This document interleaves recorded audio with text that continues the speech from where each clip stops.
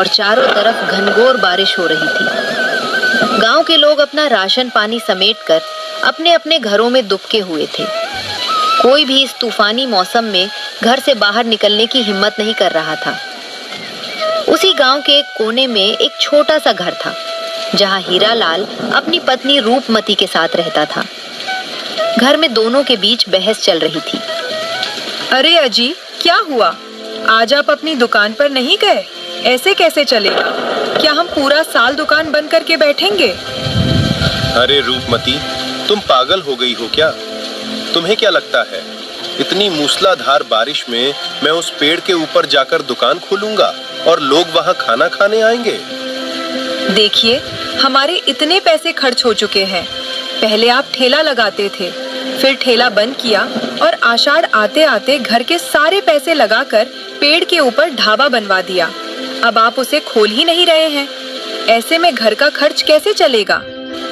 रूपमती, समझती क्यों नहीं हो? जब गांव में इतनी तेज बारिश हो रही है तो सोचो घर से बाहर कौन निकलेगा? तुम निकलोगी क्या? चाहे कोई निकले या न निकले, आप कल अपना ढाबा खोलेंगे। कल आप मुझे घर पर बैठे हुए नहीं दिखने चाहिए। समझ में आया ना? ठीक है, मैं अभी जाकर जरा गांव का माहौल देखकर आता हूँ। अगर सब कुछ ठीक लगा तो कल ढाबा खोल दूंगा।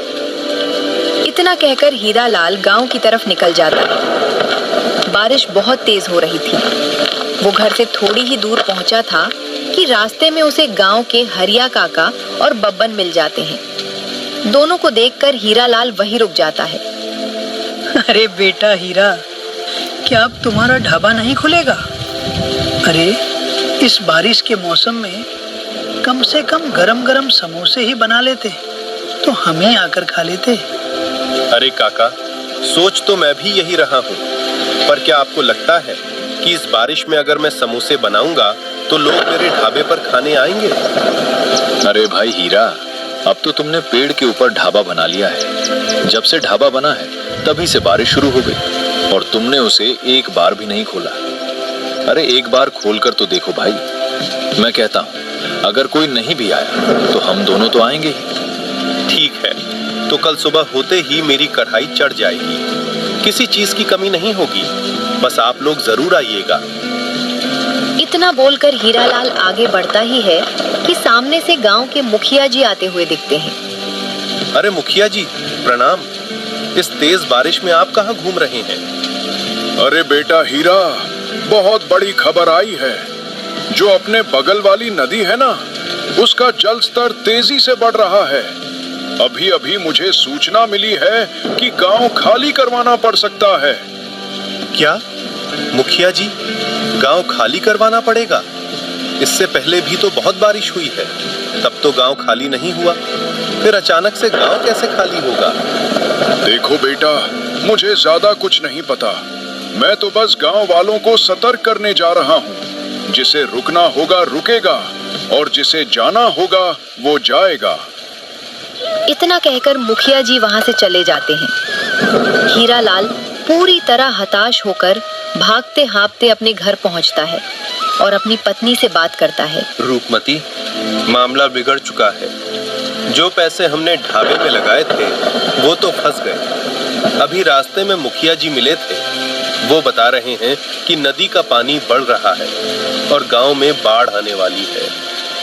अरे यह तो हर बार की बात है। हर साल हमें ऐसी सूचना मिलती है, पर गांव वाले कभी अपना घर छोड़कर जाते हैं क्या? भला कौन अपना घर खाली करेगा? आप बहाने मत मारिए। कल आपका ढाबा खुल जाना चाहिए, मतलब खुल जाना चाहिए। ठीक है बाबा, ठीक है। ऐसी ही बातें करते करते पूरी रात बीत जाती है। अगली सुबह होती है। सुबह होते ही हीरालाल पेड़ पर बने अपने ढाबे को खोल देता है और कढ़ाई चढ़ाकर गर्मा गर्म समोसे तलना शुरू कर देता है। देखते ही देखते समोसों की सौंधी खुशबू पूरे गांव में फैल जाती है। समोसों की महक से खिंचे चले आते हैं गांव के लोग और उसके ढाबे के नीचे आकर खड़े हो जाते हैं। अरे वाह हीरा, मानना पड़ेगा तुझे। पूरे गांव में सब बाढ़ के डर से अपने अपने घरों में दुबके बैठे हैं और तू इस विशाल पेड़ की छत पर बैठकर समोसे तल रहा है। क्या महक आ रही है, वाह! बिल्कुल सही कह रही हैं काकी। ऐसी महक तो शहर की बड़ी बड़ी दुकानों से भी नहीं आती। हीरा भैया, तूने तो आषाढ़ की इस उदास बारिश में गांव वालों का दिल खुश कर दिया। सच में तेरे समोसों की तो बात ही कुछ अलग है। अरे काकी, अरे भाभी, आप दोनों नीचे खड़े खड़े क्यों बातें कर रही हैं? आइए जरा ऊपर सीढ़ी चढ़कर ढाबे पर बैठिए और गर्मा गर्म समोसों का मजा लीजिए। काकी और सरला भाभी पेड़ पर बनी लकड़ी की सीढ़ियां चढ़कर ऊपर ढाबे में आकर बैठ जाती हैं। हीरालाल तुरंत पत्तल पर दो दो गर्मा गर्म समोसे और तीखी मीठी चटनी परोस देता है। दोनों पहला कौर तोड़ती ही हैं कि काकी का चेहरा एकदम खिल उठता है। अरे वाह रे हीरा, क्या स्वाद है! बाहर इतनी ठंड और बारिश है और यहाँ समोसा खाते ही शरीर में एकदम गर्मी आ गई। सही में हीरा भैया, कसम से ऐसा समोसा मैंने आज तक नहीं खाया। बाहर चाहे जितना भी सन्नाटा हो, तेरे इस पेड़ वाले ढाबे पर आकर तो सब डर दूर भाग गया।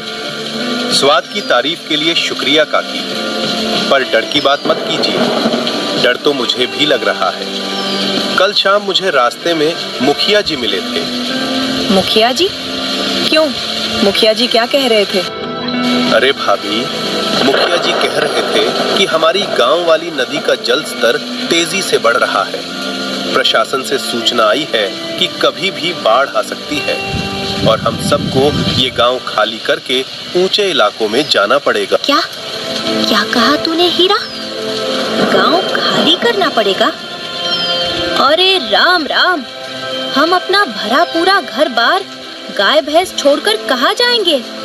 हे भगवान, ये क्या आफत आ गई। हर साल बारिश होती है पर गांव छोड़ने की नौबत तो कभी नहीं आई। अब इस उम्र में हम कहाँ भटकेंगे?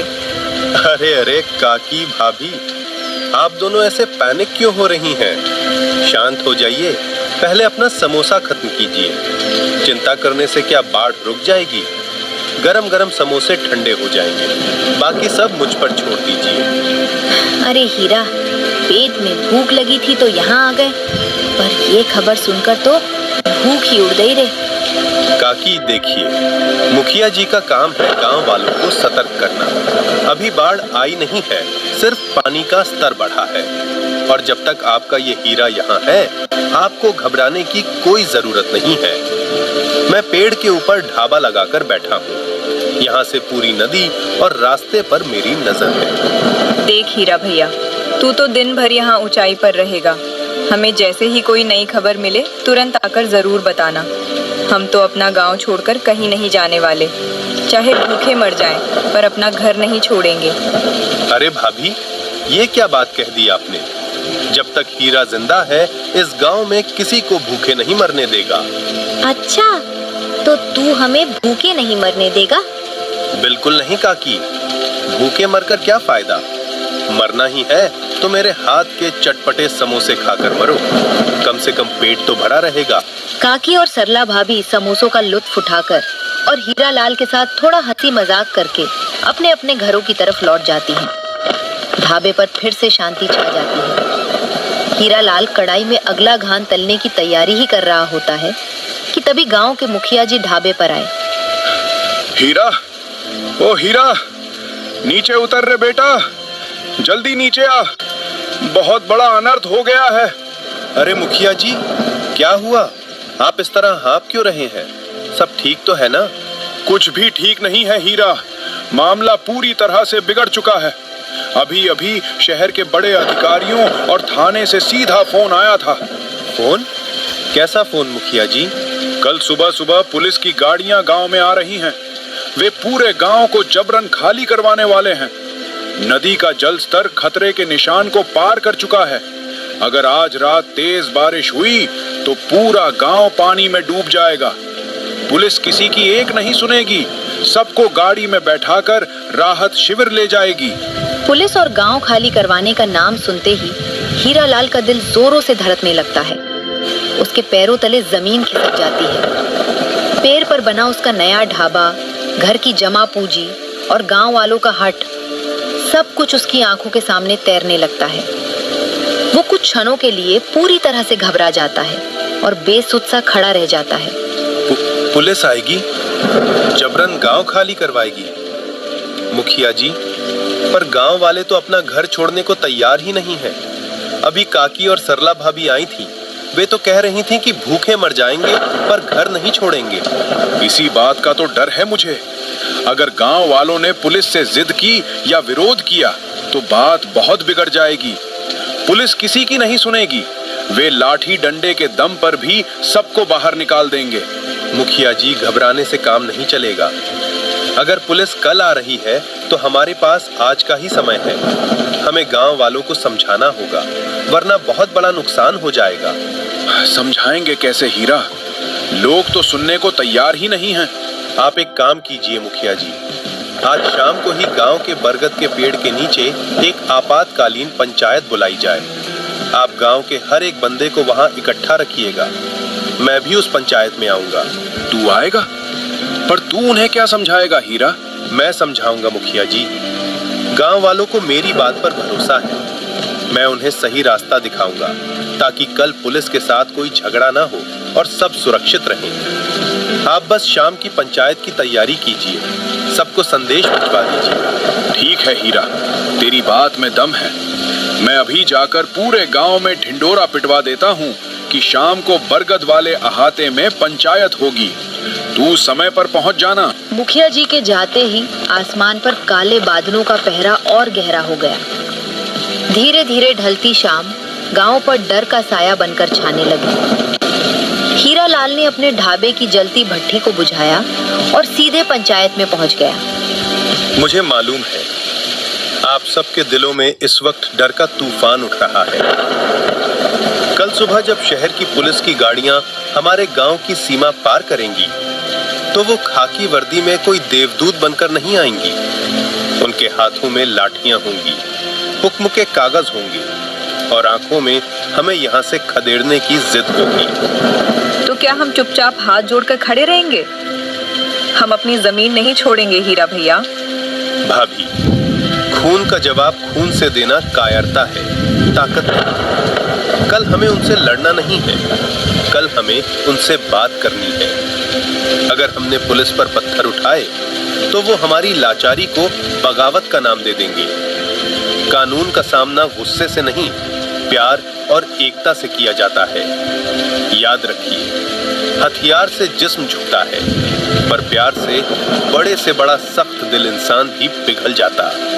हीरा बेटा, तू बातें तो बड़ी बड़ी कर रहा है, पर वो खाकी वर्दी वाले हैं।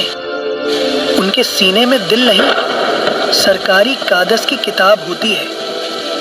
अगर उन्होंने हमारी एक न सुनी तो? अगर वो हमें जबरदस्ती घसीट कर ले जाने लगे तो? काका, इस हीरा की आंखों में देखिए। क्या आपको इसमें झूठ दिख रहा है? क्या इसमें डर दिख रहा है? अगर वो आपकी बात नहीं मानेंगे तो इस हीरा लाल की बात मानेंगे? आप बस मुझ पर विश्वास रखिए। जब तक हीरा के शरीर में आखिरी सांस है, आपके मान सम्मान पर आंच नहीं आने देगा। मैं सब ठीक कर दूंगा, सब ठीक कर दूंगा। अरे, इस नदी की तूफानी लहरों ने हमें हर साल डराने की कोशिश की है। हर आषाढ़ में हमें गांव खाली करने की चेतावनी मिली है, पर क्या हम भागे? नहीं, हमने हर बार छाती तान कर इस आफत का सामना किया है। ये गांव हमारी माँ है और कोई भी बेटा अपनी माँ को मुसीबत में अकेला छोड़कर नहीं भागता। सही कहा हीरा ने, बहुत हो चुका डर का खेल। आज तक हम बिखरे हुए थे, इसलिए हर कोई आकर हमें डरा जाता था। लेकिन आज इस आषाढ़ की रात हमें एक होना पड़ेगा। आज अगर हम सब एक साथ एक ढाल बनकर खड़े हो गए तो चाहे पुलिस आए या खुद बाढ़ का पानी, कोई भी हमारी एकता की दीवार को तोड़ नहीं पाएगा। हाँ, हम सब साथ हैं। हम गांव नहीं छोड़ेंगे। अगली सुबह की पहली किरण धरती पर पड़ी। मौसम का मिजाज पूरी तरह बदल चुका था। आसमान से काले बादलों का डेरा हट चुका था। मूसलाधार बारिश थम चुकी थी और बादलों की ओट से सुनहरी धूप खिलखिलाती हुई निकल आई थी। गांव वाले पुलिस को लेकर पहुंचे। हीरालाल जी, मौसम चाहे जितना भी साफ दिख रहा हो, ऊपर पहाड़ी इलाकों में भारी बारिश हुई है। नदी का जलस्तर खतरे के निशान के ऊपर है। आप लोगों की सुरक्षा के लिए ये गांव खाली करना ही पड़ेगा। साहब, इस वर्दी का सम्मान हम भी करते हैं और सरकार की इस चेतावनी की कद्र भी करते हैं, लेकिन जरा ऊपर देखिए साहब, ये जो नीला आसमान और खिलती हुई धूप दिख रही है ना, ये सिर्फ मौसम का बदलना नहीं है, ये इस गांव की मिट्टी का बुलावा है। ये गांव खुद हमसे कह रहा है कि मत जाओ, खतरा टल चुका है। लेकिन हीरालाल, नियम तो नियम होते हैं। अगर पानी अचानक बढ़ गया तो? साहब, नियम इंसानों की भलाई के लिए बनते हैं, इंसानों को बेघर करने के लिए नहीं। ये गांव वाले कोई लावारिस नहीं है जो जरा सी आहट से डरकर अपना आशियाना छोड़ भागे। इन्होंने सालों साल इस नदी का मिजाज देखा है। जब तक ये पेड़ खड़ा है, जब तक हीरा की आंखें खुली हैं, इस गांव के एक भी इंसान की बाल बाका नहीं होगा। आपदा से लड़ने के लिए पुलिस की बंदूक की नहीं, अपनों के साथ की जरूरत होती है। अगर आपदा आई तो सामना भी हम सबसे पहले करेंगे साहब।